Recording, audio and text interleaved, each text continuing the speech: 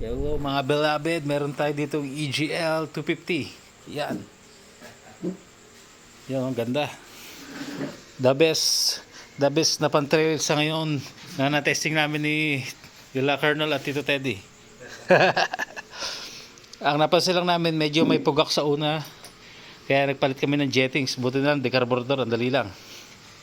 Ito po, para may idea kayo. Ito yung carb niya. PE30. Hanapin natin para yun, madumi na rin. Yan. Hanapin natin yung size niya. Hanapin natin. Yan, kita nyo ba? Yan, PE30. Para may idea rin kayo. Ito itsura ng baso niya. Medyo, yan, dumumi. Tapos, ito yung yan, ito yung carb niya. PE, ibig sabihin, Kain to. Pag PE. Pero, pero walang Kain nakalagay. Alam ko kasi mga Kain, PE, yung kanilang carb. May mga tatak na PE. Ayan. Tapos yung jettings siya, pakita ko sa inyo. Ito yung stock jettings. Tingnan natin yung makikita natin. Ayan. So, ito. Ayan. Kita nyo, ay, ayan. Kita nyo ba? Labit pa natin. Yan, 135. 135 ba yan? Yan yung stock jettings ng EGL 250. Yan, kamukha ng sa Mio. Yan. Kung di ako nagkakamali, pang Mio or pang Novo. Parang pang Novo. Kasi sa Mio maliit pa na konti eh. Pang Novo yung size nya. Hindi ko lang alam kung ano pa yung mga kasukat na pang Novo. Yamaha Novo, mga carb type.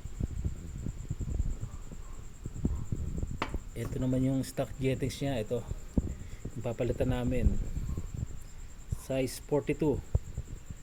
Ang kamukha rin pang Mio.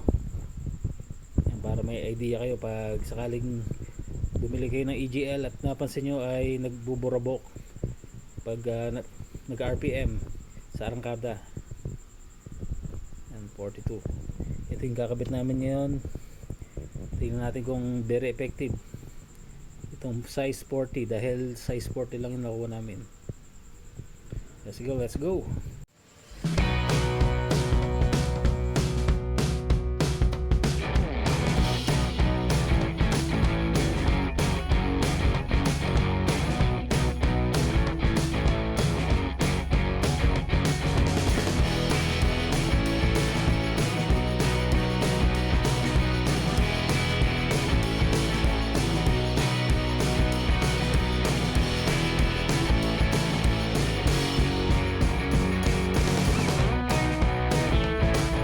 Eto na po, kinabit na natin yung jetting sa ating carb.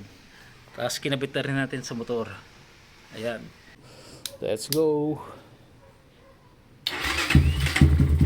Ayan na. One click ah.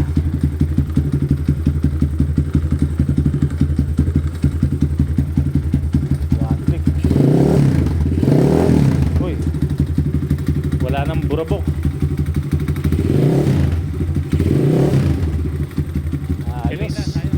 Yung maingay na yun, napapansin nyo, ito lang yun.